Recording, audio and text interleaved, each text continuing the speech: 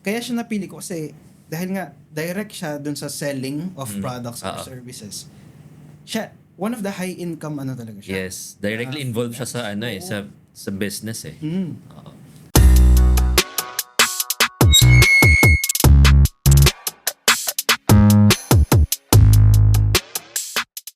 What's up, hustlers? Sean Sebastian here, and this is Beyond the Hustle, where we skip what we see on social media and look into the real stories behind success. I did this podcast kasi napansin ko na everyone celebrates the wins, but nobody talks about the grind that made that possible. Para maiba naman, we go beyond the hustle to discover the sleepless nights, the pivotal moments, and the persistent process that turns dreams into reality. Hello everyone, and we have another podcast episode today, and meron akong special guest, someone very close to me, no? And kasama ko na sa mga bagay na ginagawa ko now that I'm hustling. So, it's a very special episode kasi this person is someone that's been with me sa maraming mga bagay at mga initiatives na ginagawa ko recently. Ayan. Pero I won't introduce him. I'll allow him to actually introduce yung sarili niya, no? In this podcast episode. At again, this is Beyond the Hustle podcast, where we share real stories behind success. Now, let me call on my special guest today, JR Kilanta. Yun, thank you so much, Shan, for the introduction. No?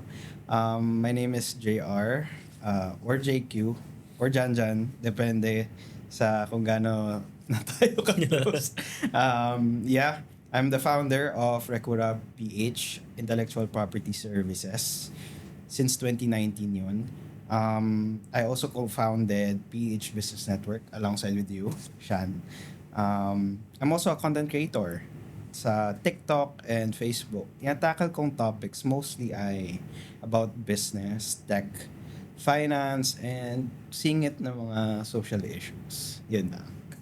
Nice. So, I mean, pretty much siguro kilala, they're very familiar yung guest natin ngayon kasi I've been a follower of him also. I think way back 2020 nung pandemic kasi doon parang height ng content creation mo, bro, no? 2020 to 2021, doon ako nag-start talaga ng content creation. Like 2021 yata kita nakita. Yeah. So parang ayun din yung time na nag-meet tayo, like 2021 patapos na yung year sa isang event. Tama ba? Sa Web3 na tayo. Web3, yes. Oo. Web3 So, industry. yeah, very familiar, maraming followers, and very good content creator. Kasi ako personally, ang galing nitong tao to. Sabi ko parang, I love the way he actually teach the audience about the contents. Nung panahon na yun, mga Web3 tsaka mga crypto pa pinag-uusapan niya. No? So, ako rin, very, ako nung time na yun. And doon kami nagkakilala. Ayan. Yun parang, not sure sa may Makati rin. Sa Draper. Sa Draper. Ayun, Draper Studio. Oo, nalala ko. Sabi ko, uy, ito yung nakikita ko sa TikTok. Tapos, meron tayong parang networking doon. Like, doon na nagkakilala. Tapos from then on, magkakasama na tayo madalas sa mga events. Oo. So, event lang din talaga, no? Yes, events from the talaga. Event, nagbunga lahat ng mga projects and initiatives that we are currently doing right now. Oo, grabe, no? And, ayun nga, for your information then, he is my co-founder, no? Sa PH Business Network. This is a community na binuo namin for MSMEs in the Philippines. So, right now, ilan na yung members natin, bro? Wait. Kailangan natin i-check. Laging nagbabago every Nagbabago, day. no? So, currently, may 300 member request na naman tayo. Grabe. Every day. 142,000 members. So, pag in-accept na natin to, 143. Yun. Okay na tayo. I mean, we're really growing by numbers every day, no? Ang bilis. Ang bilis Almost talaga. 200 to 300 requests per day ang ina-accept ko. Wow. Kaya kumuha na ako ng bot para mabilis na, no? Kaysa i-manually ko tignan lahat. Meron akong bot na tina-track lahat ng... Wow, AI yan. Hindi naman AI. Pero ang galing, no? I mean, what technology can do. Kasi before, nalala mo, nag-crypto pinas pa tayo. Talagang lahat yan manually, no? Ginagawa natin dati, no? Actually, for context, no? Kasi yung iba, pwede naman i-accept. Pero kasi, since we have a newsletter, Yep. kailangan natin extract filter, yung yes. emails. So kaya kumuha ko ng bot to extract the emails. At least we can send them the newsletter Yes. afterwards. Para mas mabilis din natin ma-reach out yung mga members na. Yeah. Alright. Sige, pero what we're going to talk about today is more about sino nga ba si Jan Jan. I call him Jan Jan kasi para magkapatid na kami nito, no? So most likely very close. So, Jan Jan, I mean, I'm not sure kung na-share mo na to sa iba yung mga pag-uusapan natin dito. Kung confidential naman, pwede natin i-cut. Or kung juicy. Pero, I mean, ang goal naman natin is really to see the stories behind the hustle. Kasi maraming tao ngayon, I've been posting this recently, no, na ang daming mga win stories and people are, fanatics of, success stories. Like, for example, si Josh Mojica, if you kilala niyo yun, like, with such a young age, millionaire at 20 years old, parang ganyan, no? And with business. And celebrated siya for that. Pero yung hustle behind the story, or paano ba talaga niya narating yun? Ano ba yung mga paghihirap na dinaanan niya na hindi na-appreciate ng mga tao, or people doesn't really care when that happens, no? Kasi parang ngayon, ang hirap magpakita ng vulnerability. Lalo na kapag public person ka, if your personality na Kailangan mo i-maintain yung kailangan kailangan malakas ka parate. Laging tama lahat ng kilos Sasabihin mo. Lahat ng sasabihin. Exactly. Yeah. Ang hirap mag-comment na lang randomly, no?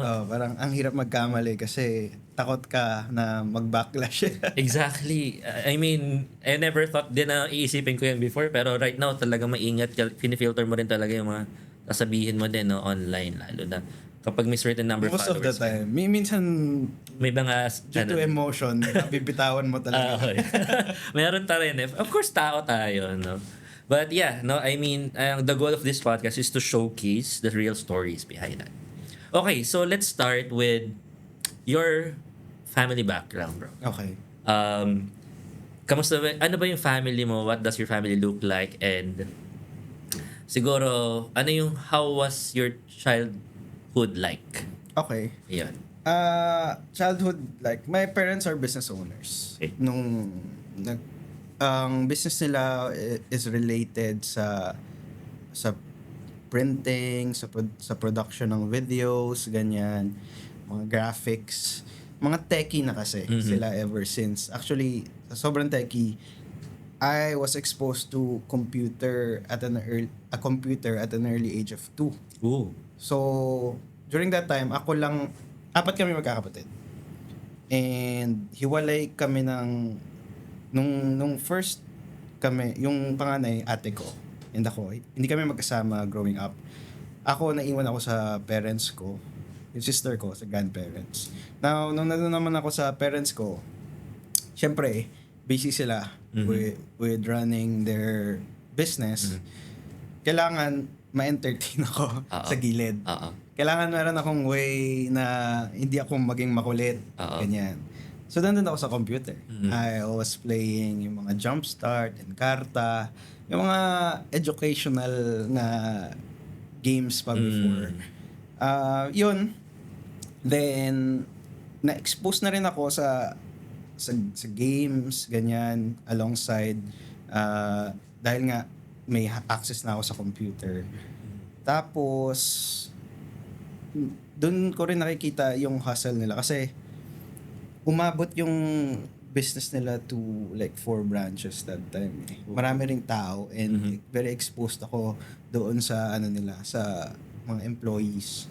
So, anyway, going back, yung Parang com shop ba to or printing shop lang? hindi siya. So, for example, they had clients na from Lasal, Taft, na mga students na may mga projects na kailangan ng video editing services. Sila nagpo-provide na. Oh, okay. Mga services na magpapaprint ng brochure, gagawin din nila yon, Okay. printing, ganyan. So marami. And nakikita ko yun sa bahay kasi doon sa bahay tumutulong din ako. Yung brochure kasi pag pinrint yan, isang paper Tapos tutupiin. Nakikitupi din ako. Sobrang dami nun. Tapos ganun yung eksena sa bahay namin before, na ang daming papel, piniprint, kailangan mo itupi yung brochure kasi 3-fold brochures yun. Yung Kailangan usual. Oo. So, ganun yung eksena growing up. Exposed na ako sa business nila. Exposed na ako sa technology. And, yun, makulit na bata. Yun yung pinaka-comment sa akin ng parents ko. Makulit talaga ako. Okay. Yun. Alright, sige. So, para malibang ka, na-expose ka na sa computer and yung childhood mo, exposed ka na rin sa business, basically.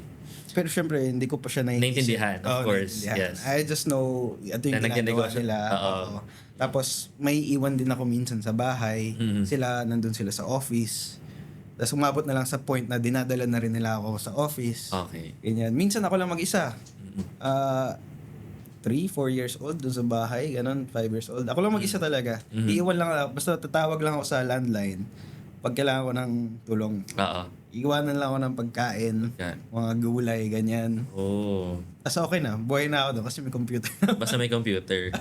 Naglalaro ka naman eh. So, Oo, engaged ka naglalaro. naman. Oo, Okay. ganun. Cool. Okay, sige. So, na-mention mo 4 na magkakapatid kayo. Lahat ba kayo ngayon? Tapos na... Hindi pa. Yung dalawa kong younger brothers, yung isa nasa DLSU. Yung isa patapos pala ng high school. Parang ang lalayo ng age gap nyo. Kaming, nung panganay, magkalapit lang. 95, ako 97. Tapos yung sumunod na dalawa, sila naman yung magkalapit. So nagkaroon ng gap in between. Okay. Pero ang mas magkalapit yung dalawang pair. Yun. Okay. Alright. Sige. So, growing up, nag-high school ka. Saan ka nag-high school pala, bro? High school naman sa, ganito kasi, palipat-lipat from grade school, tapos lumipat sa Bulacan. Ang Nag-Bulacan grandparents ko naman ang naging guardian ko that time. Then sa Bulacan, lumipat na naman balik sa Manila. The reason bakit palipat-lipat yung namin, kasi ups and downs yung business nila eh. So, okay. pag going well, Balik Manila. sa maayos na school, then, nung hindi na, nang hingi na help, then, Sa umukay uli. Sa Lola muna. Oo. Tapos, kasi sila parang jumping sila business, tapos bumaba rin yung business nila, bumagsak. Oo. Dahil, syempre siguro, technology na rin, natuto na yung mga tao with Photoshop, ganyan. Hindi na kailangan mag-avail ng services for ganyan. Nag-pivot. And kailangan nilang bumalik sa employment. So, iba naman ang nagbantay sa amin. So, ganun yung naging eksena. But nung high school, dito ako sa May Manila, Malayan High School of Science. Tapos, doon ako na-expose naman sa, mga, yun yung first co-ed kong school eh. So for all the time. First tuloy. All boys ako nung, ang gulo na ng story ko. Sige lang. All boys ako grade school. Grade school. Tapos, nag-high school, co-ed, then high school uli. Dito sa Manila naman, Malayan, co-ed, ganyan. Ayan. Alright, sige. So, nice to know those things kasi, ayun nga, marami tayong hindi nakikitang mga patterns nung childhood natin, like nung grade school, nung high school na something relevant to who we are today. Ayun yung goal ko, kaya tinatanong ko yung childhood. Sige. Kaya sabi mo, di ba, Kahit nag-absent. nire-recall ko rin ngayon. Diba? Nabigla ako sa Yun, so, question. kaya hindi ako nagpe-preempt eh. Para talagang organic yung sagot eh. So, ups and downs yung business. Basically, bumalik sila sa employment, parang na-mention may parents. For a while. Bumalik sila sa employment. Yung dad ko pala was an architect. My mother, economics sa UST. Dad ko, UPD naman, architecture siya. Although hindi niya pinursue architecture talaga, yung skills niya is relevant pa rin sa architecture and designing things. So, sila, nag-work dad ko sa Lagotronics. So, parang gumagawa sila ng mga amusement parks, exhibits, mga ganyan.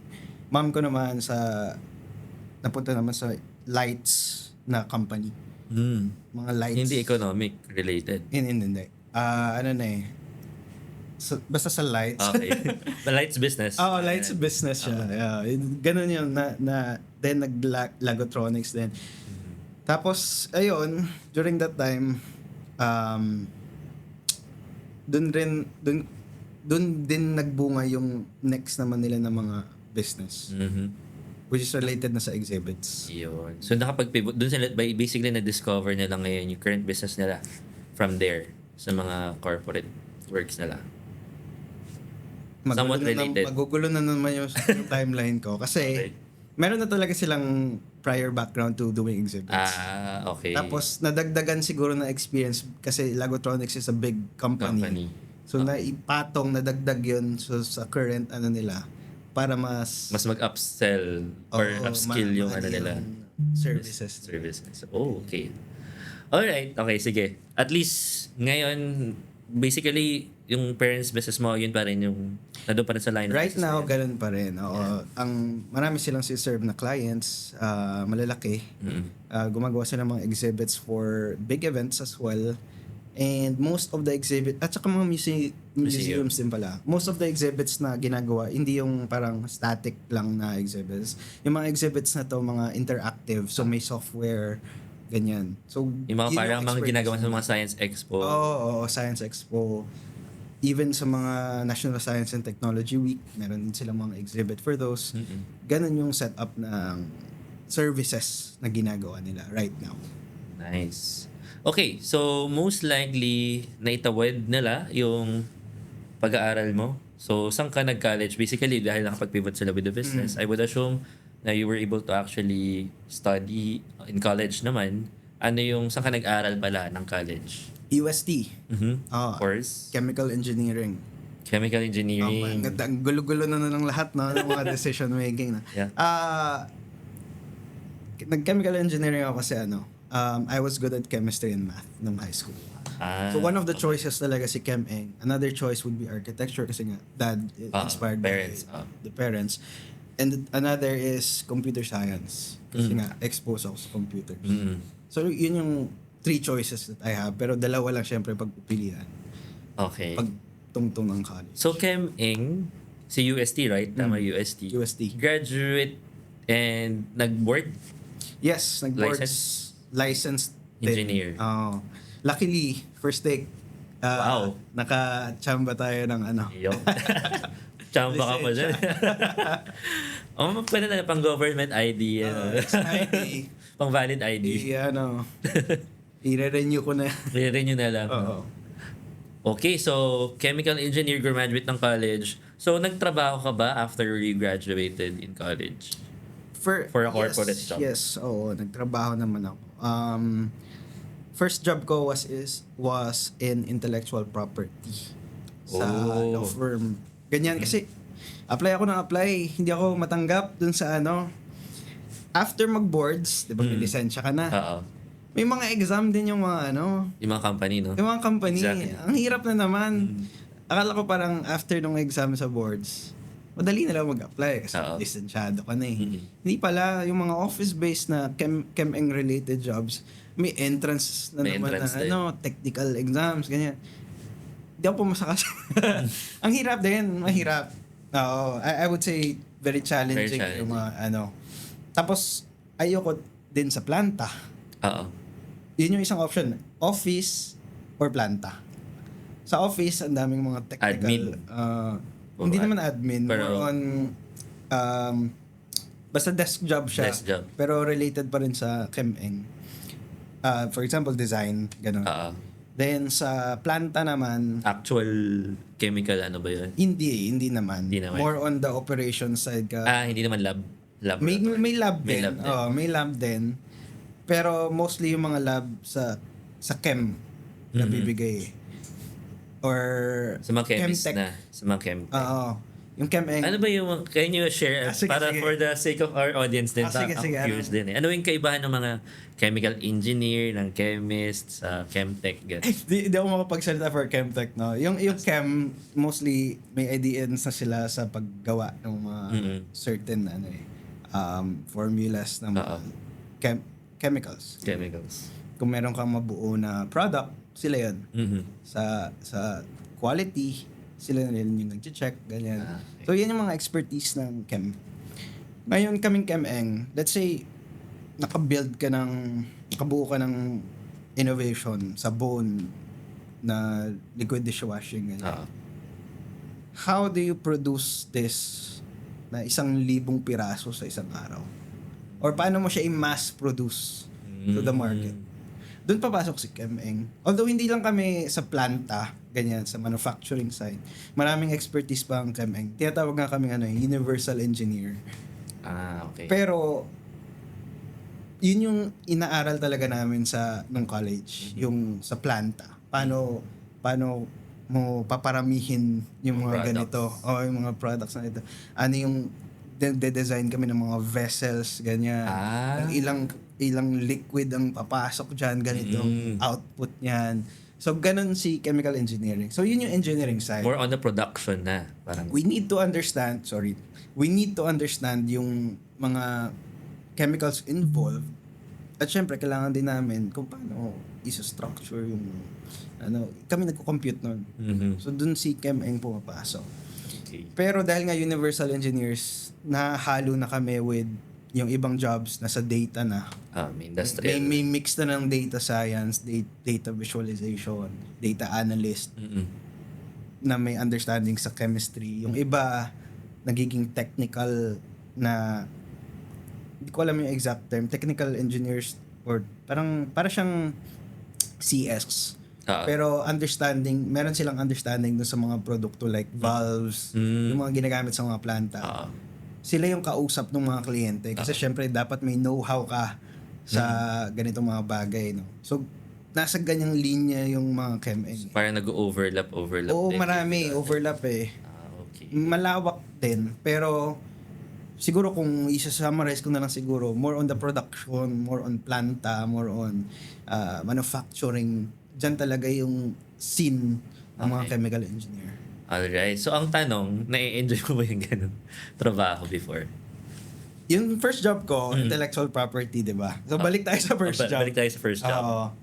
Dahil nga hindi ako makapag-apply sa mga planta and office, may nakita akong job posting sa LinkedIn. Wala nag-a-apply. Ang konti lang.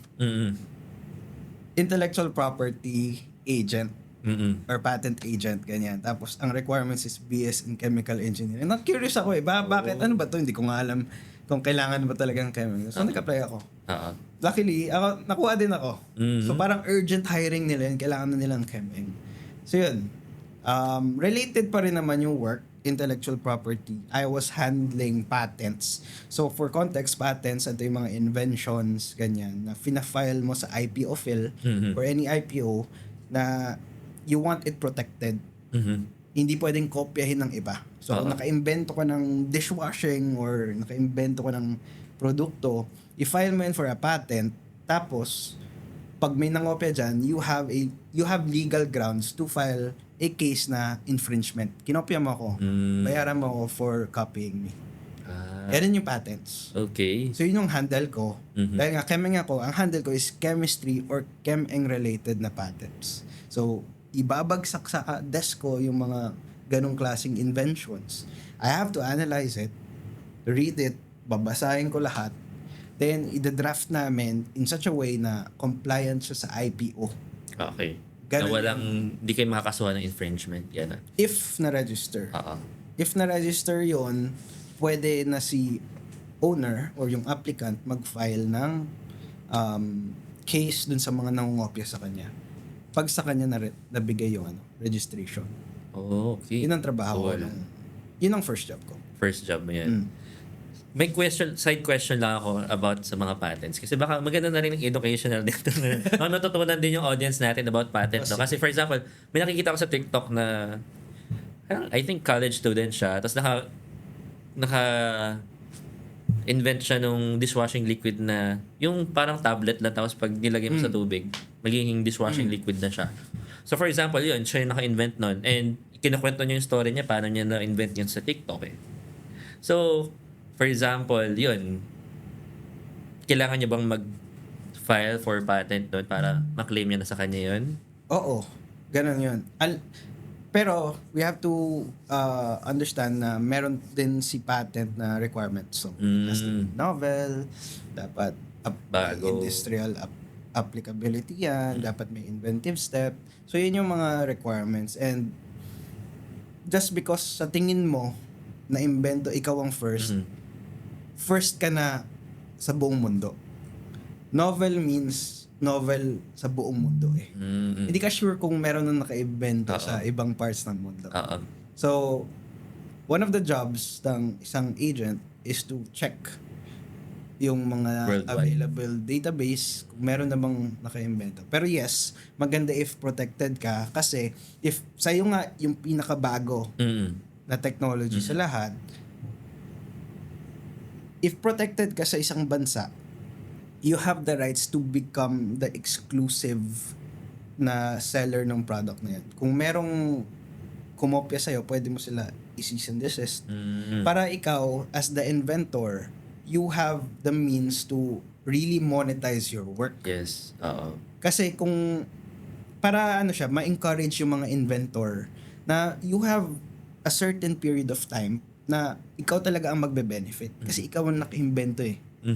Ganon yung silbi ng patents. Ngayon, after the protection period, Oo. available na siya to the public. Pwede na siyang kopyahin. Okay. Oo. Parang may around, gano'n ka usually ang tagal ng 20 years, 20 maximum. years. Okay, kasi ako na nagtatrabaho din ako sa pharmaceutical. Ayun naman ang Maraming work ko for patents a ang lot pharma. time talaga. Marami. Hundreds ang isang pharma company, hundreds ang patents yan. Ang daming. Oo, sobrang Tapos dami. per ano pa yan, per SKU pa yan. No? So, okay, that explains kasi like, meron kami mga issue dun sa, anyway, sa dati kong company ng mga nagkakasuhan. Because of patents and such. Pero ayun nga, pinapabot ng 20 years, tapos after 20 years, pwede nang Oo. kopyahin. Ang patent kasi parang isasubmit mo sa IPO yung disclosure mo. Publicly available yung disclosure. In return, dahil publicly available na yan, Protected ka for 20 protected years. ka for 20 years. Okay. After the 20 years, kita na ng lahat. Pwede na nilang gawin.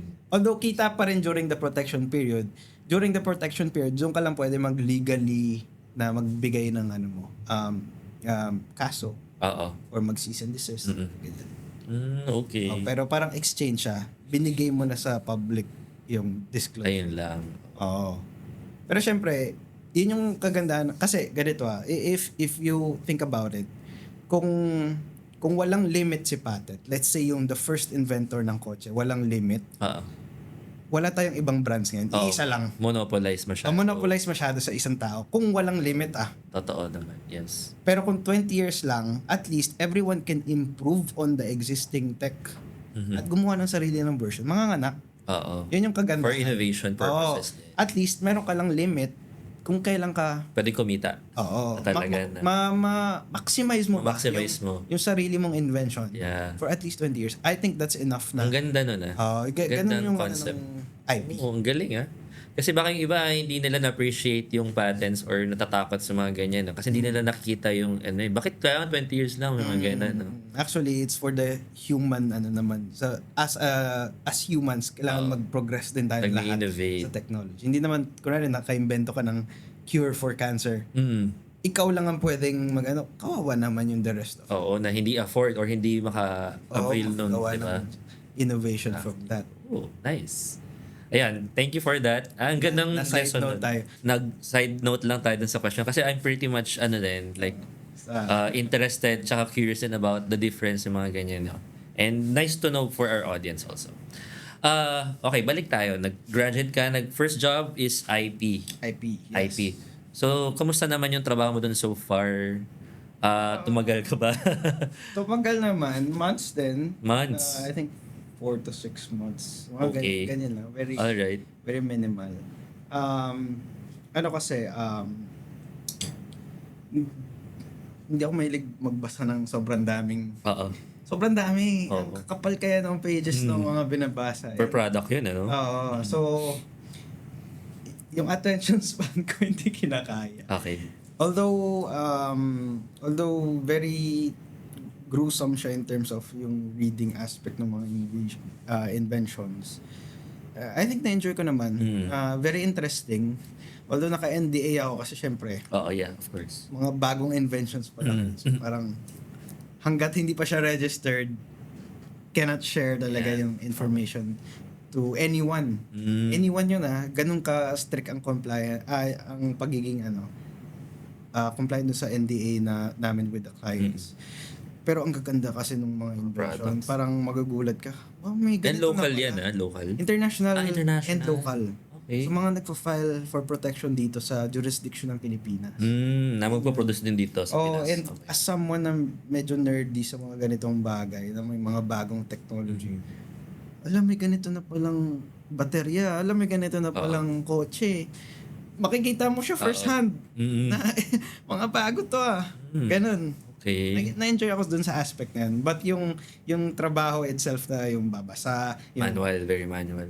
nakaka-drain. Nakakadal. Nakaka-drain siya. Kasi kailangan ng brain cells lagi. Oh, kasi syempre hindi pwede mamamiss ka na yung details doon no? Yun yung Okay. Alright, so tumawagal ka na 4 to 6 months. What's your next job after? O kaya ano yung nag-push sa'yo? Umalis ka ba? Na-kick out ka ba? Ano ba nangyari after I actually resigned. nag-resign. Okay. Oo, kasi during the first few months ng work, mainipin kasi. Alam mo, mainipin. Yung excited sa lahat ng bagay. Pag may nakita na parang opportunity, sige, kagat tayo dyan kasi gusto natin kumita pa ng extra pera. Kaya na-invite din ako sa, ang tawag dito? MLM? Mga ganun na yung parang join ka if gusto mo ng extra income. Papasok ka doon as parang feel mo, wait lang, ang pushy nyo, wait lang. Bumili ka na kaya ng sabon na to. Ganun. So lahat ng mga ganun, sinalihan ko, pati yung sa PSE, sa Call Financial, na kasi gusto ko pa ng extra. Pero realizing lahat ng mga yun, kailangan ko pa pala ng pera to make pera. Oo. So, Kailangan mo pang invest eh. Oo. Kasi walang sense eh. Kung wala rin akong pera, hindi ko rin kaya pasukin yung mga investment or whatever na yan. So, nung nag-resign ako, tumalon ako to my next job, which was freelancing na. Doon, nag-freelance ako. Okay. Kasi naghahanap ako ng income. Siyempre wala akong income eh. Okay. Nahirapan nga ako mag-apply dun sa mga corpo, di ba?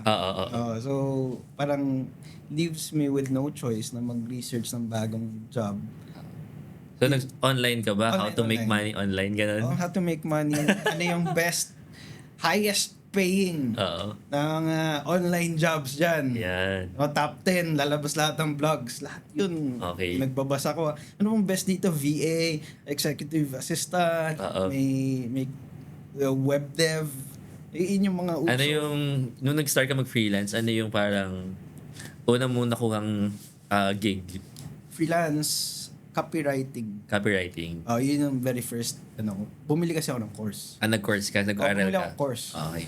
Pagkabili ko ng course, inayos ko talaga lahat. From LinkedIn profile, Upwork, Portfolio.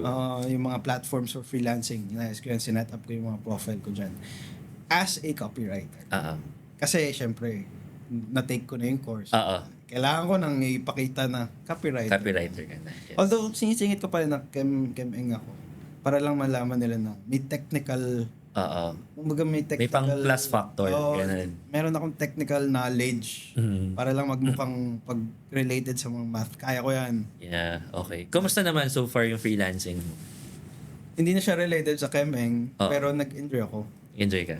Oo, nag-enjoy tayo. In what aspect? Parang ganun. Dahil ba work from home siya, hindi mo kailangan On pumasok top ng of office? being work from home, ang ganda ng pay. Yun. So, sige nga. Dahil nasabi mo yan, no? On an average, parang ano yung harang highest paid or salary na nakuha mo? Okay. For context, yung first job ko was 20 to 25,000. Okay. Ranging ganyan. Around 500 USD, no? Oo, nag-range sa ganyan. Tapos may mga bonuses kami. So okay rin naman. Actually, okay siya for a first job. Ay, Kasi, oo. kasi yung ibang first job nasa below pa eh. 16, may 15. Bro, ako 12.5. Oh, yun, di ba? License din ako. So, parang shooting. Yun nga. So, parang okay naman na. Oo. Pero syempre, you want more. Parang hindi ka mapakali na ang bagal ng progression. Oo, yeah. So, yun nga. Sa freelance naman, range ng freelance, your first ever freelance gig ko was $6.50 per hour. How much yan? How much yung... 6.50 ngayon. 6.50. Tingnan natin. Calculate ko lang na mabilis. Times 8 times 20. That's 1,040 USD per month. Per month? So, nasa twice na nung Grabe. first job. Oo. Sinong hindi matutuwa? Oo naman. And that was the very first Paldo gig. na yan eh. Kumbaga, dahil first gig siya, hindi pa ganun kaano yung experience ko. Pero twice na siya nung Kinikita mo. versus sa 5 years kong inaral. Ba't ganun? At saka knowing, kasi ako copywriter din ako, so parang hindi naman siya ganong ka-manual work talaga.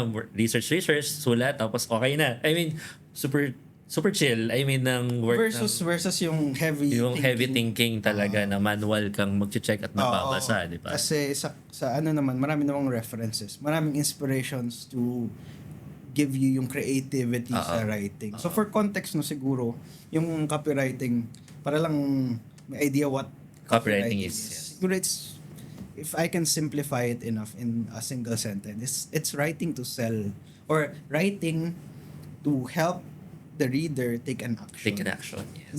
Not necessarily sell eh. Hindi naman lagi sell eh. Pero take an action. Kumbaga, pag nagsulat ako ng isang bagay dyan, gagawin mo yung sinabi ko.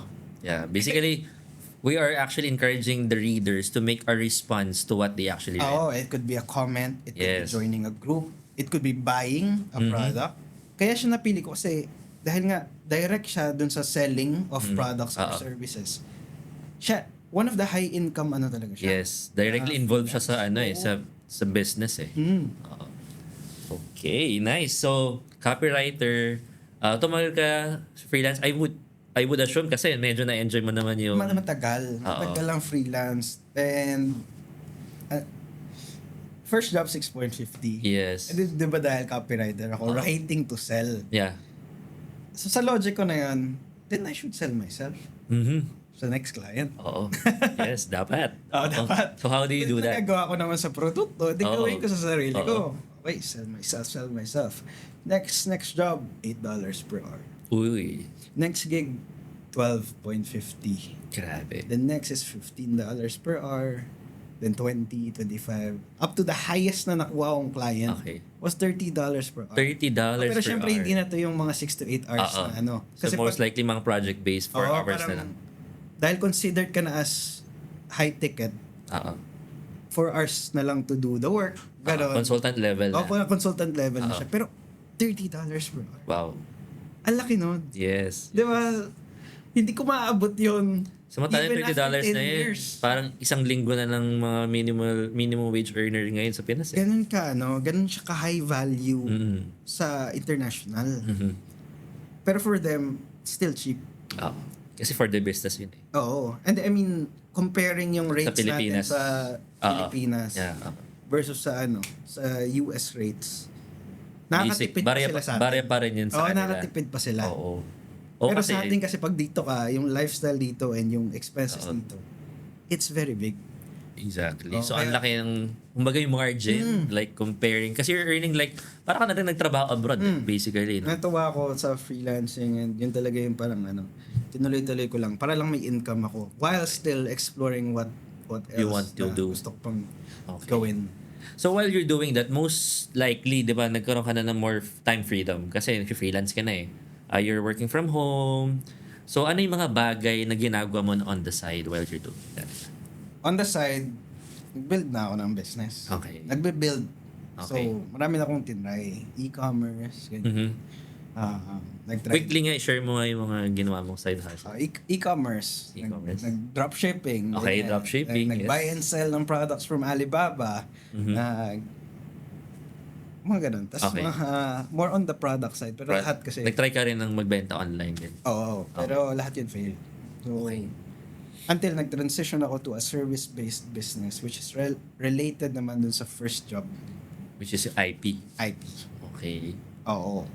Ano nag-trigger sa'yo to actually venture on that? It was just discussed with me and my current partner right now. No, yung sa IP. And siya kasi may expertise siya. Ako naman, since nag-copywriting na ako, I think I'm confident na You can sell the services. you can sell the service. Okay. Ako na lang si marketing arm. Ikaw ang expert. Ako ang marketing. Let's do this together.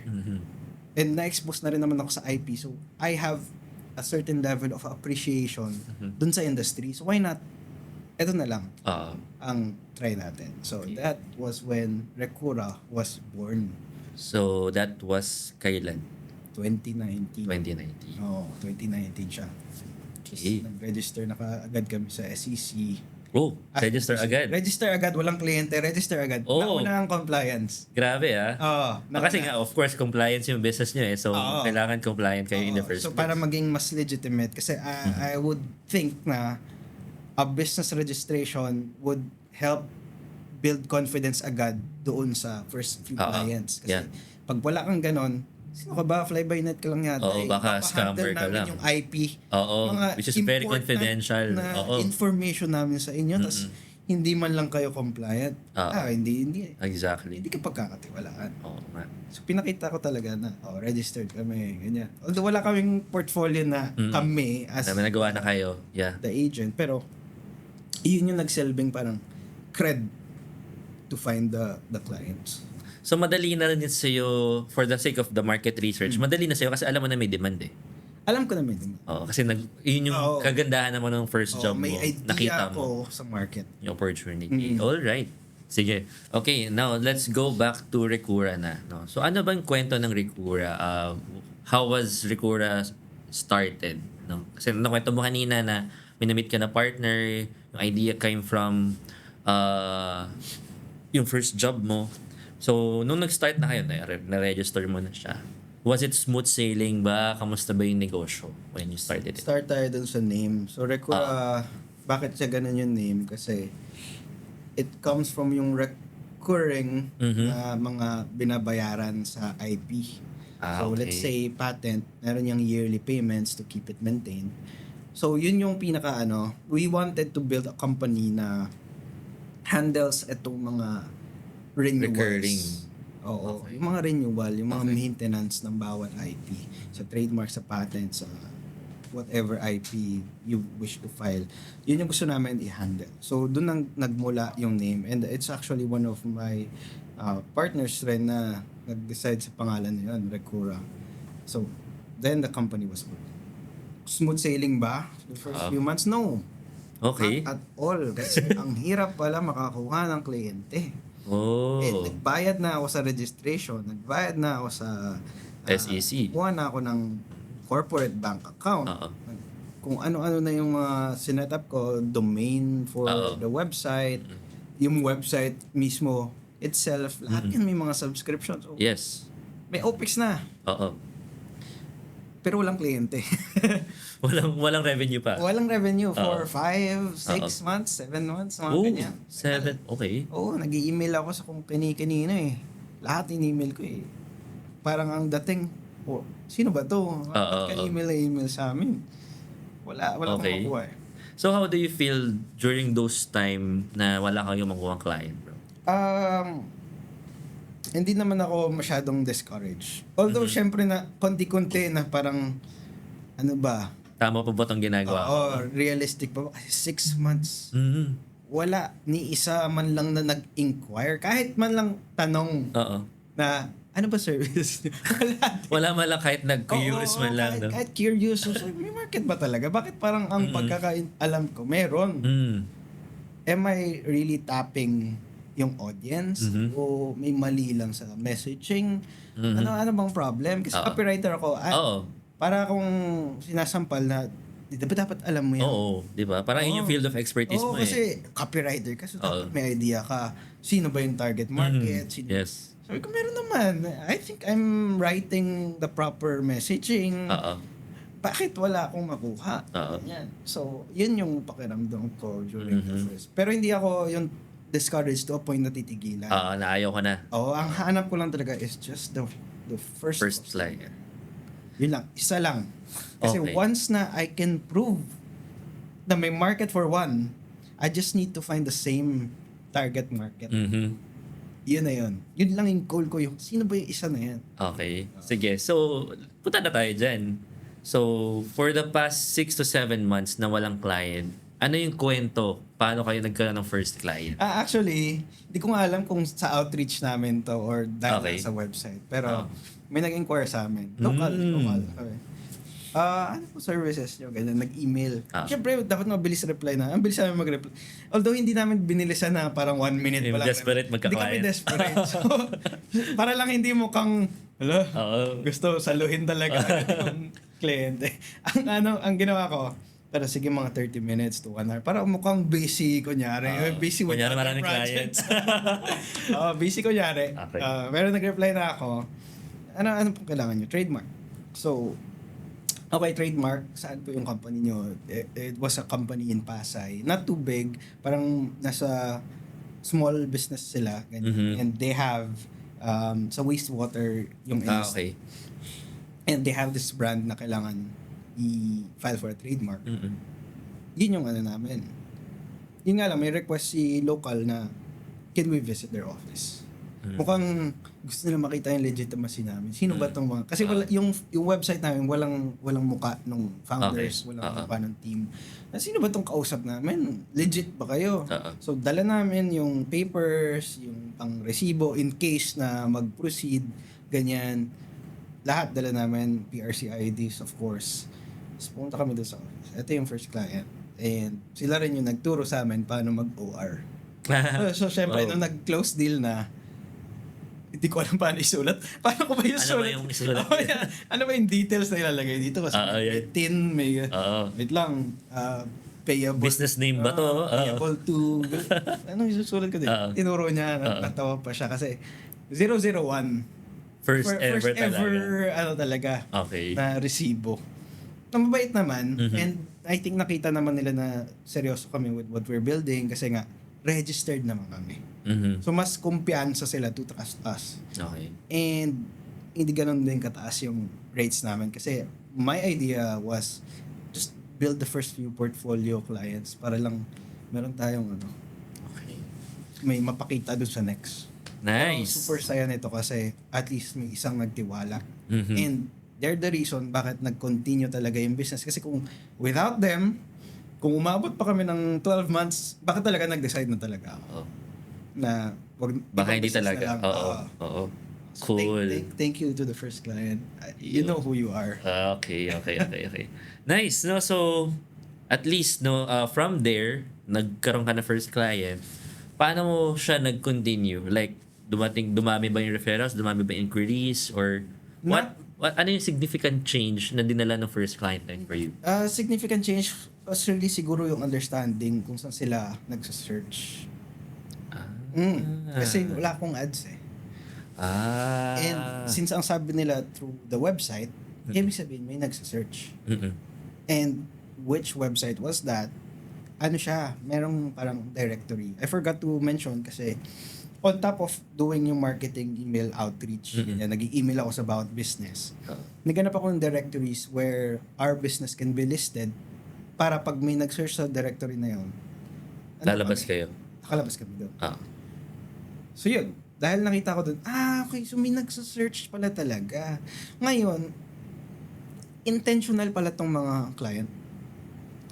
Yung mga nagpapa-trademark, intentional sila maghanap kung saan magpa-file ang trademark. So, nag-iba yung mindset ko. I have to build yung way ko na maging searchable ako Mm-mm. online. Ginagawa mo yung funnel mo, basically. Binago ko yung funnel. Okay. So, dapat mas ayos kami in terms of yung pag may nag-search. Mm-mm. So, naglagay ako ng brand namin, business namin sa mga directories. Inayos ko yung website. Baka kasi although nasa search kami, hindi gusto yung website namin. So, pinaganda ko yung design. Inaral ko talaga paano mag-design. Although templated, Oo. syempre kailangan mo pa ayusin lahat yun eh. Kailangan optimize. Kailangan optimize. So, Mhm. inaral ko rin yun. And yun.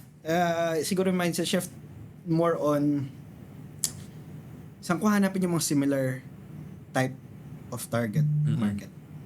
Nasaan sila? Sino ba to talaga? Ano yung behavior nila? Ano yung ginagawa nila right now na para mapasok dun sa pag-avail ng service na kailangan nila na related sa IP.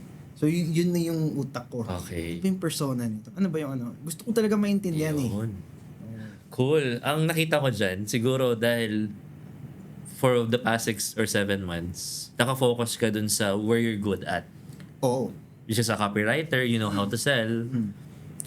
Hindi mo na consider yung part ng market na Saan ba sila naghahanap? Oo, exactly. Ano yung mindset nila? Oo. Or paano sila maghanap? Oo. Ano yung... Yun yung wala sa akin. Eh, More on just, okay, baka nga tama naman yung messaging, mm-mm. pero hindi lang lalagay dun sa Hindi lang distribution nagko-connect. channel. Oo. Na Hindi nila nakikita kung nasan yung part sila. na yun. Oo. Cool. So parang ito very important sa mga manonood sa atin ngayon, sa mga business owners out there na nahihirapan din siguro finding your first customer or client, no? Kailangan ilagay niyo yung sarili niyo sa sapatos ng customer niyo. Di ba? Napaka-importante nun eh. Very, very important. Napaka-importante talaga nun. So, hindi pwedeng maganda lang yung product niyo. Ang tanong dapat dyan, gagamitin ba ng customers niyo yung actual product niyo? Oo. And once you have an idea na nasa ganyan, kung nasan sila, it's Oo. easier to sell anything.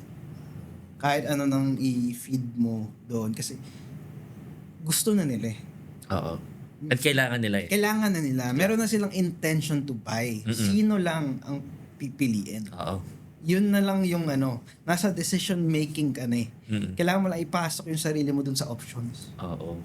So, And you don't have to actually get the entire market naman. You just have to get a percentage of the market. maliit na market share lang naman kami sa IP. Diba? May mga mas malaki pa sa amin like the law firms, ganyan. They're more credible. Diretso na eh, no? Holistic na yung services talaga nila. No? Alright, okay. So I would assume 2019, 2025 ngayon, the business is doing well kasi it's been 6 years na nag-running Recura, no? Okay, so doon tayo pumunta sa bago tayo magpunta doon sa highlights of your business. 6 years na nag Recura ngayon.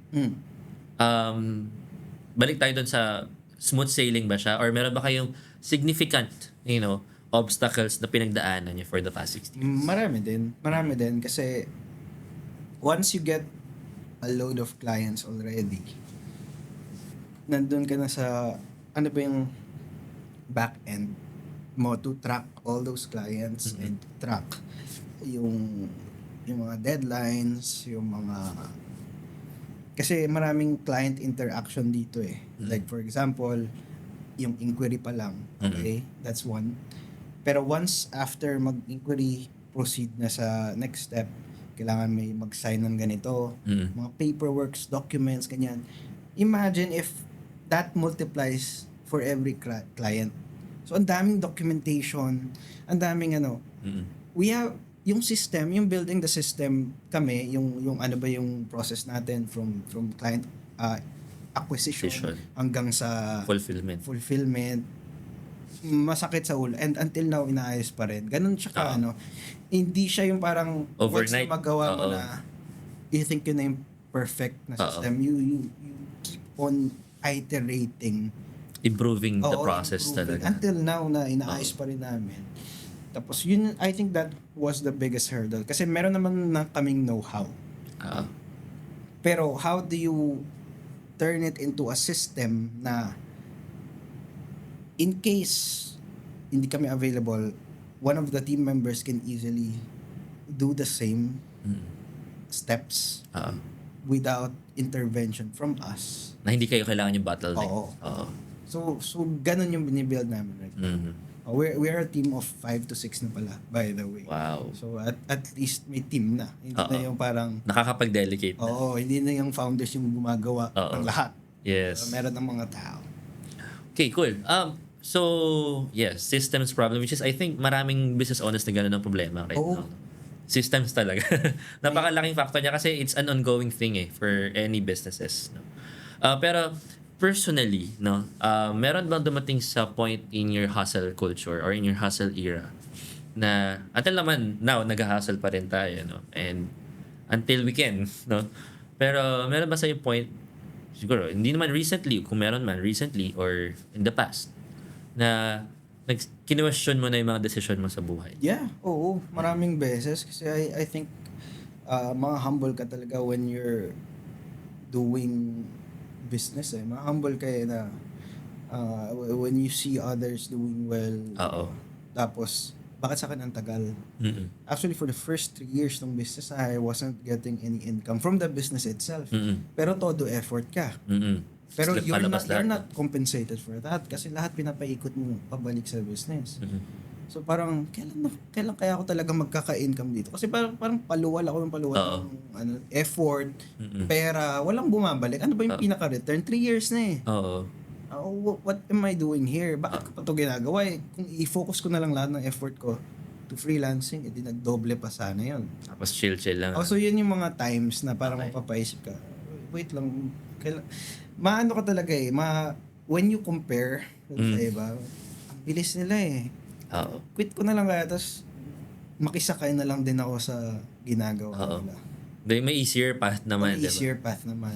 Nagkaroon pala ako ng employment in between Oh, okay. So, ginagawa mo yung business. Freelancing business, nagka-employment pa ulit. Oh. So talagang, ayun, I would assume kaya ako nag-employ ulit kasi parang to actually catch Dagdag. up dun sa mga kailangan mong mga Dagdag. So, cash flow din, no?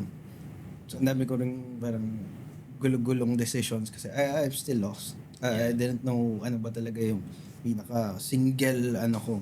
Ano ka ba? Sino ka ba? Oo, yes. Alito eh. Tapos aside from that, you're a content creator as Content well. creator pa pala. Diba? Nalimutan ko, ginagawa ko rin pa pala yung content creation. At the same time na nangyayari lahat yan. So freelance, content creation, business, So imagine the stress and the level. community. Iba pang community. Oh, I mean, I've been there. Nakasama ka rin. We've been there, no? Aside from all the things that we're doing on behind the scenes talaga, no? sabay. And many people doesn't really say that. Like, Oo. yung mga contents mo sa TikTok, di naman nila alam kung ano yung behind the scenes mo. Hindi Eh. eh. Diba na, you're struggling pa for this one, you're looking for clients, hindi ka pa pala nakakapag-ROI sa business. Oo. Pero you have to actually keep on going. Na, I mean, siguro, ayun nga, kaya gusto ko talagang malaman din. Like, what's that one thing that makes you move forward? Like, despite of the thoughts na parang pagod na ako or nakakapagod na. So, ano yung nag-motivate sa'yo to actually push through? For first talaga, family and yung family talaga. I really want na magkaroon ng way na my parents don't have to work anymore. Yun talaga yung number one. Are they still working with their business now? Oo. Okay. Hopefully, umabot to a point na our business can sustain whatever we need as a family. Mhm. Ganon. Yun yung isa. Ah. And another is, syempre gusto ko rin mag-retire young. Yun yung nakagigil talaga. Yeah. Gusto ko talaga 30. Okay, usog natin kasi malapit na ako. 30. Usog natin. Ako, narating ko lang. Next, pwede bang Basta 30. dagdagan ng ilang years? Yeah. Pero, yun, second and third, syempre, my fiance, very grabe talaga yung inspiration and yung Yung motivation. support system. Support system. Yun. Wow. Yeah. No, so, based from that, kailangan meron kang deeper why and goal for you to actually make it, until today. May nadagdag pala. Sige, ano yun? Kasi now that we've built a community, Mhm. mindset shift na naman ulit. And because of my involvement with my tito sa ERT, Mhm. nag-iba na naman yung pananaw ko when doing business. It's more on the purpose naman of the Yo. people you serve. Okay. So on top of you earning, pag nakikita mo na yung the people you serve, it's more fulfilling. So and you want to serve more. Yeah. Kasi nakikita mo yung effect not nakadagdag- only for your not personal. only for your personal gain, nagkigain din sila kasi they get the value from the service you provide or service or product. So, And that's a different kind of perspective na eh. Mm, Hindi ka na naghahabol ng pera lang just for you to be sustained. Siyempre, Eh. kailangan pa rin yung pera. Of course. Kaya, sabi ko mga usual tanungan dito, alam mo yung motivation mo magtrabaho? Siyempre, pera pa din. Pera pa rin. Pero Wala imagine naman if- tayong ano dun. Sinabayan mo pa ng Purpose. fulfillment and purpose. Waking up na mag-work agad is not a chore. Yes. Hindi siya parang routine lang kasi, Oo. wait lang, may gusto ko akong ma-achieve eh. Mm-mm. Gawin ko May to. deeper, mayroon ng deeper Oo, sense of mas- value mas- na eh, no? Mas matutulog ka, wait lang, gusto ko to ma-solve by tomorrow. Gusto ko yun na, nagkaroon na ng ganon. Nag-iba talaga yung perspective. Nice. And I think the reason din naman that I actually, do things a lot with you, from the moment we actually met together. Kasi nakita ko rin yung iyo. Nakita ko sa yun. Maybe you're not yet aware about it. Pero ako nakita ko sa yun. Like, I know this guy, and this guy, nagre-resonate ako with regards to the things that we would want to do. Nung na-build natin yung, before dati, nag-crypto pinas pa tayo, kung ano na yung mga ginagawa natin before. Tapos ngayon, we have the PH Business Network. And it's hard actually kasi may cons din siya. Mm-mm. The more na parang inclined ka to giving value, the more na parang ayaw mo naman na makakuha ka yourself. I remember Crypto Pinas na hindi talaga natin monetize. It was so hard to keep it running. Yes, exactly. Kasi parang, sige, bigay ka nga ng bigay. Oo. Pero ikaw, you Hindi ka have na to sustain papalitan. Yes. yourself as well. And Exactly. that's the reality. Kailangan, in a way, Nare-replenish. nare-replenish Oo. din yung pagbigay mo. Yun yung naging naging parang nagpahirap sa mga decision ko kasi although meron akong mga personal advocacies at I want to help, Oo, yan. it has to be balanced out. Hindi pwedeng puro Tama. tulong. Even my partners, my friends are advising me na bakit kasi para kang charity na ganyan. Ikaw wala kang pambayad na ganito. Sa puro ka charity na ganyan. Exactly. May babayaran ka pang bills. Diba? Hindi siya realistic. Kailangan talaga balance. Eventually, Napaka-importante. you will get burnt out. You will exhaust all your efforts. At saka, wala. Sayang. Diba? And sa atin bro, it's a learning curve for us, which is natutunan din natin along the way naman. Which is I am proud of sa atin dalawa na yung mga ganun, hindi naman natin siya matututunan unless we actually experience it. Oo. And we're coming from a place of value pa rin. Exactly. Na whatever we learned, and it's something that we treasure na may nagawa tayo, even, wala mo nang balik. Pero matututunan natin along the way. And I think, doon pumapasok yung purpose din natin. Like, yung purpose-driven entrepreneurship. Na we can hustle because we can now define bakit natin siya ginagawa, ano yung purpose niya. Correct. Not only for cash flow, pero for the people then that we actually serve, yung community natin, no? Nagkakaroon na siya ng alignment, paunti-unti. And I know, hindi siya smooth sailing talaga, no? Hindi talaga. Second year anniversary na natin, no? Mag-celebrate tayo. 3,000 by tomorrow. Yes, no? And hindi siya madali eh. I mean, coming from a place of hustle culture, marami tayong ginagawa. Ako personally, marami rin akong ginagawa I know. hustle, no? And hindi siya overnight na kailangan gawin natin to, ma-achieve natin kinabukasan. Like, it's a process talaga of learning. Ang kagandahan dun is nag-open yung mind natin na, hindi kailangan, natututunan natin to along the way. And, yun nga, with the people that we try to serve, yung community na nabubuo natin, it also helps us back, Yeah. no? In return, in some way or another, in one way or another din. So, yun yung nakikita ko recently for us, which is part of growth pa rin. Kailangan talaga madaanan mo lahat. Like I said, this was not the first community na na-build ko. This is actually the fifth. The first ever community ko was a finance-related community. Ang mga na-invite ko lang doon kaibigan ko, tapos ako lang nagpo-post. 1,000 members. I Okay. think pretty good naman Yes. for starting community. 1,000. Then second community, related naman sa Web3 industry. Hindi pa tayo yung Crypto Pinas. Web3 games. May hawak akong guild eh. I was the one who built it from zero. Tapos may isa pa, then Crypto Pinas, then PH Business Network. So hindi diretso PH Business Network. It's not an overnight na develop ko lang. Diba? Big Flowers in Huerte, I think. Kasi I went through ibang community buildings pa. So You saw how it was, before from those communities. din. so ngayon, with all the lessons learned, apply ko na. Ganun din na sa content creation kasi like for example ngayon, pa 900 videos na ako in total. Wow. That's because I kept doing the same thing over and over and over hanggang sa makuha ko talaga yung Perfect. Hindi naman perfect, pero like, a well-improved version of the past. yeah, the better version. Oo. Ganun yung kailangan talaga. And applying that to business, di ba? Walang overnight success business. I don't really believe in Wala. that. Talaga. Wala. To be honest. Everyone's gonna make mistake dun sa month, second month, first So, year. sa mga naniniwala na may mga overnight success, myth po yun. For me lang, in my opinion, and I do believe na ganun din sa inyo. Kasi, I've met a lot ng mga nagpro-proclaim ng overnight success. Hindi mo alam kung ano yung ginawa mo na nila before they actually get there. No? And same with other things in life, whether that would be business, community building, content creation, or even family life.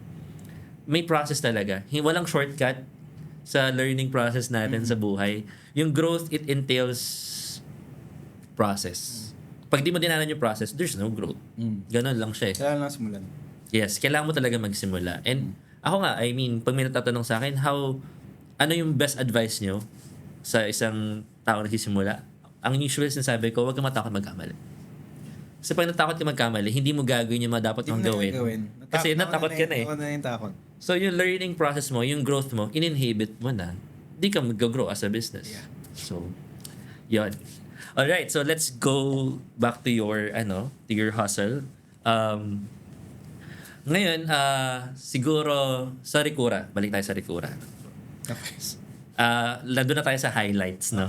So far, ilan na ba clients si Ricura ngayon? Ayan. From Nasa 6 to 7 months na wala pa, tapos struggle. Hundreds na. Hundreds na. Local Wow. and international. Oh, both global. Even, we also have government agencies on board as well. Nagbibid kayo sa government?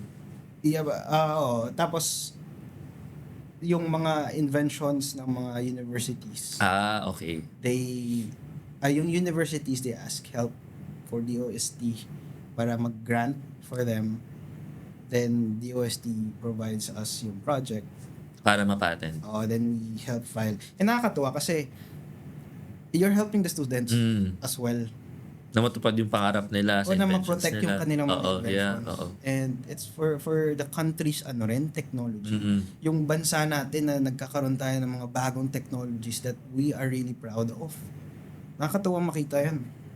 Okay. So mas lalo pang naging fulfilling ngayon Oo. yung service that you Are provide. you just that serving for the sake of the business? Oo. Pero may deeper effect siya eh. Kasi pag ginawa mo to, tinulungan mo sila, yun, Yeah, nice. so nakatulong ka doon sa mga students, mga bagong inventors natin dito sa bansa. Yeah. Okay. So, on an average, bro. On an average na naman. Ano na yung highest, sabihin natin, revenue ni Ricura? Hindi ko siya makompute on a monthly. But I would say basta nasa 7 na rin. Nasa 7 digits na rin. Okay. Alright. So, at least we can say that you're doing well in the Sige, business. You're doing well. Okay, kasi for them, inspire naman yung mga nanonood natin. Ayun ang Makarinig mo na ng 7 digits. Okay. So, I'm actually proud of you, bro. Thank you so much. For all your hustle. I'm a witness, personal witness of your hustle din. And marami pa tayong ginagawa din together with our community. So, yeah, for us to wrap up this episode, can you share something that nobody knows about you pa? Something unique and or pwedeng something funny. No? Something funny. Or something unique. Takot ako sa dugo. Takot ka sa dugo. Hindi like, sa takot na ako. Live blood? Like ganun? Pero, pag we, kaya blood test, lagi ako nag-faint. Oh, eh. So ang hirap. So that's one thing. Oh. Another thing is, para lang pampa-inspire, no? Mukhang digital product ang sasagot ng kasal ko. Oh, wow. Ganon. Para may idea ako dyan, ah. Pero, wow. Nice. Nice one. So, by the way, guys, this brother, Walang exact figure, yeah. Pero, papunta doon. wow. And, hindi naman yan overnight. Siyempre, you actually work hard for that, di ba? Yeah. For that digital product. Yes. But that's something unique, no? It's something unique. So, takot ako sa a funny story, no? Oo. Nung young ako, no, may schoolmate na parang nagkaroon ng accident sa may school namin. Mhm. Tapos nagka-injury siya. Nagka-dugo, kalat dugo. Oo. Medyo Gruesome lang. gruesome na.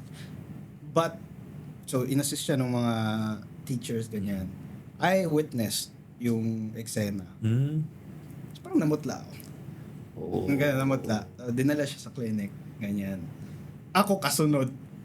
Tapos, nung sa clinic, na-stitch siya, ganyan, dun sa sugat niya injury, okay na, nakalabas. After a while. Ako nandun ako sa kama. Tapos tinatanong ako ng nurse, ano nangyari sa'yo? Bakit? Ang dating, parang mas hirap pa ako dun sa talagang na-injure. Oh. Ganun kalala yung ano ko, with May tawag dyan, di ba? Sa... the sight or yung pag malala, na ano talaga ako, natitrigger. Hindi ko alam bakit. Could be something na subconscious na siya. May injury ako na malaki. Okay. Parang subconscious na.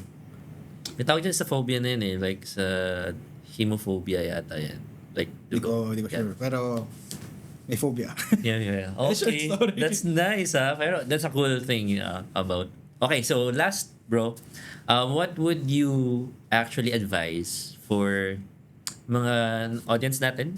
Lalo na yung mga starting pa lang sa business nila, no? Or sa career nila na natatakot, no, mag-hustle or pinag-iisipan pa nila kung para ba sa akin yung pagnenegosyo, no? Kasi they feel a lot of limiting beliefs, no? So coming from your, let's refer from your own experience. Ano yung mga siguro words of wisdom mo for our audience? Ang masasabi ko lang, just do it all. Kung ano yung maisip mo, gawin mo na kaagad. There's nothing to lose. Mhm. Kung matalo ka man ng pera, that's still may learning ka pa rin naman makukuha eventually, no?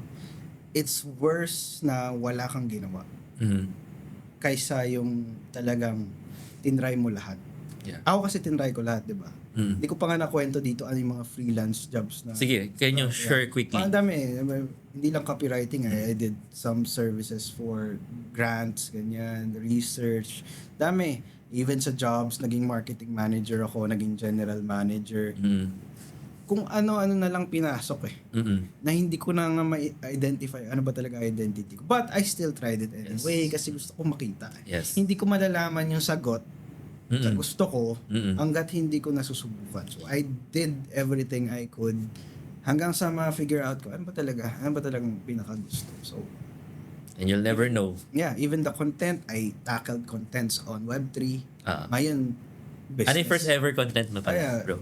Crypto-related. Crypto-related. Tinagalog ko yung blockchain. Oh. Yun yung first, few contents na ginawa ko. Pangit pa nga ng phone ko ng 30 FPS. Pero, okay lang, sige, gawin na lang kahit pangit pa yung phone, kahit paayos yung ngipin, kahit pangit pa ng ano. Ay, mga ganon. Bakit? Wala. You have to start from somewhere You have talaga. to start somewhere. Wala akong resources na available eh. Ito lang meron ako. So, meeting ko na lang. Diba? Bakit pa ako magre-reclam? Wala na. Kinapalan ko na talaga yung mukha ko sa lahat ng bagay na hindi na ako nahihiya Okay. sa mga kung ano mang gusto kong simulan.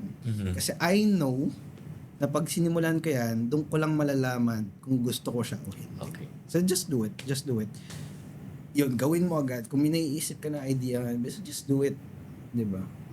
Nice. Pero dapat prepared din. May ano pa rin, may calculated may calculated risk risk pa rin. Pero just do it. Yes. One thing pala na ako, ngayon ko lang din na-realize, no, based on our discussion, bro.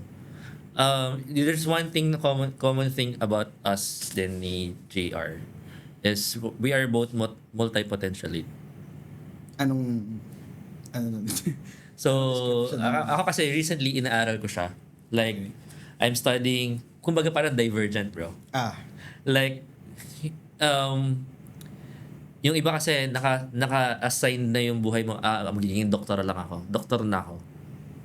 Yun na yung buhay ko. O kaya business owner na ako, business owner na ako. And recently kasi, recent studies shows that there are more people that are becoming multi-potentially. Ang problema, it's not being managed or it's being seen as something negative. Jack of all trades. Naging jack of all trades ka. Like, marami kang kayang gawin eh. At maraming tao na feeling nila wala silang identity dahil they are good with a lot of things. Pero yun pala, yun na yung identity. Exactly. Yun na yun. And you don't have to actually feel bad about it. Lalo na if you're trying to explore yung talents and gifts na meron ka. Kasi that's definitely something that you have na kailangan mong i-hone or Okay. i-grow pa as a person. Kasi parang minsan kasi naging limiting factor, kailangan ano ba yung identity mo? Kailangan ba mamili ka? Kailan ba isa lang? Kailangan ba isa lang? Eh, kaya mo marami. You can also thrive from doing those things without being limited to just one thing. Now, this is not for everyone. No. Again, so ako kasi na-realize ko lang dito based on our conversations na this is something that we can actually use as leverage sa business natin, sa mga ginagawa natin, na hindi kailangan mamili ka na. Kailangan as JQ, makilala lang ako as ganito. 'Di ba? Hindi dapat ganun. So super super conflicting siya sa utak mo eh. Ano ba talaga? Mag-single out ba ako na para isang Oo. brand lang? Or Mhm. dapat ba i-embrace ko na lang itong multiple ko? So, Mhm. to be honest, pag nagpakilala ko, nalilito ko, ano ba talagang pa-prioritize ko? Is it Recura? Is it as a content creator? Is it PH Business Network? Same. Eh, di ko na alam anong pinaka top one eh. Do I have to have a single Mhm. na parang phrase that well defines me? An advice from one of my mentors, Sir Chinkitan, kailangan ng parang isang personal brand who are parang like him, he is considered as the wealth coach. Health coach. Na ako, I want to determine ano ba yung ganun ko. What am I? Eh, like you mentioned, meron palang identity Yes. na isa pa. Exactly. Isa pa for maraming identity. Alex Hermosi is a multi-potentialite. So, ako kasi, minsan tatanungin din natin kasi diba tinatanong din tayo minsan, paano ka ba natin magpapakilala? Ang hirap sabihin no? Pero, we can be someone that, that we do. At yun tayo. And at the end of the day, hindi dapat tayo malimitahan lang kung ano sinasabi sa atin. Hindi, focus ko lang dyan, like ganito. Eh, you can do more eh. You can give more. Exactly. May isa pa akong hindi nasabi na naman. Go, bro. Tumutulong din ako sa ERT. That's Okay. why Exactly. we have the office Mhm. dun sa may Pasay. Anong role mo dun? I'm the head. You're of the head. The Pasay office. No. So, Or parang anyway, ERT is franchise company, right? No. ERT is the mother company nung brands like Krispy Kreme. Okay. Ganyan. And many other brands. And tito ko ang founder nun and I'm helping him out. Yun nga sobrang dami. Sobrang stretch Mm-mm. too thin na talaga na Oo. ang daming ginagawa nito. Sino ka ba? Mm-mm. Head? Sino ka ba? May-ari ng IP services? Oo. Content create? Ano ba? Oo, Ano talaga? yes, exactly. Ano talagang role mo? Exactly. Nakakalito. Even ako nalilito. Until now, it's something I struggle with. Same. And maganda na naiintindihan natin na hindi lang tayo nagsistruggle with that. Kasi possibly marami rin ganun. Ako lang, siguro for that particular thing, you just do it. Kasi lalo na ngayon, sabi ko nga, hindi natin, at least tayo marami na tayong nagkagawa. Compared sa bagay, di ba, I'm grateful and thankful na Thankful and grateful. marami na tayong nagagawa kahit pa paano. Like at such a young age na hindi na natin kailangan hintayin na may mangyari muna bago natin gawin yung next step. Grateful na ang dami nating backlogs. Na everyday, dala natin ng laptop. Exactly. Kung baga kadikit na namin yung mga laptop namin. Oo, Every time nasa namin. point na nga na bawat story ko. Ano ba yan? Dala na naman ni Jan yung laptop niya. Hindi ko na nabitawan yun. Parang pagong na tayo. Magpo-food tasting lang, dala pa yung laptop. Para for urgent, work talaga. Pero that's something good if we're going to look at a positive. Good. It's something I'm grateful with na I'm busy. I'm busy. Yeah. And being busy means being good in business. Yan lang naman Ganun yun. ba yun? Kasi ang salitang business, it's from busyness. No? So, yun lang naman yun. Of course, kailangan maging busy tayo on the right things. No? Of course. Hindi naman pwedeng busy bodies lang tayo. Maraming busy bodies yan, busy-busyhan lang. Pero, yung time natin, na-allocate natin on things that will matter and Right. matters. Yun ang importante. So, thank you so much, JR, JQ, and Janjan. Bahala na kayo paano nyo siya tatawagin. Mas I call him Janjan for really giving time for this. Thank you so much. Sige, final invitations, any invitations that you would want? Yes. depende kung kailan to ma-release. If it's before November 9 na anniversary event, please join us. 500 to 600 attendees na business owners will be there. Meron din tayong mga business owner, content creators na in-invite. We also invited SEC, DTI, and several people or institutions na valuable for you as a business owner. Ano lang naman yun? Year-end celebration na for our 2nd anniversary. It's very chill. Karoon tayo ng food, karoon tayo ng drinks, and magkaroon tayo ng after party. Yeah, networking talaga. It's just, kasi parang walang avenue for business owners to relax eh. Yeah. So, yun ang ginagawa And celebrate. natin. Masyadong seryoso eh. Lalagyan natin ng, every year meron tayong Nilook forward na celebration na makapag-share lang tayo ng achievements with one another. Achievements, losses, whatever yan. At least meron tayong community that we're part of. And that's PH Business Network. So kung hindi ka pa kasali doon, please join PH Business Network on Facebook, TikTok, follow mo ako at Explained by JQ. I discuss business and other topics, tech, finance, ganyan. Even sa Facebook, meron din ako doon, Explained by JQ. IP, recuraph.com. Ano pa bang pwede kong ibenta? Ibenta na natin. Follow nyo na siya para mabentahan kayo ni JR. No? Hustler eh. That's hustle talaga. No? Okay, so again, this is Beyond the Hustle podcast with another special guest. And I hope this episode was able to actually help you in one way or another from the stories that we've learned from our guest today. So yun lang. See you on our next episode. Thank you so much. Thank you. That's another episode of Beyond the Hustle. So yung mga hustle mo ngayon, that's not preparation for your success story. That is your success story. So if you want, connect with me on social media, share your hustle story, or send me entrepreneurs who aren't afraid to get real about their process. Remember, your story matters, especially the parts beyond the spotlight. This is Sean Sebastian. See you on the next episode.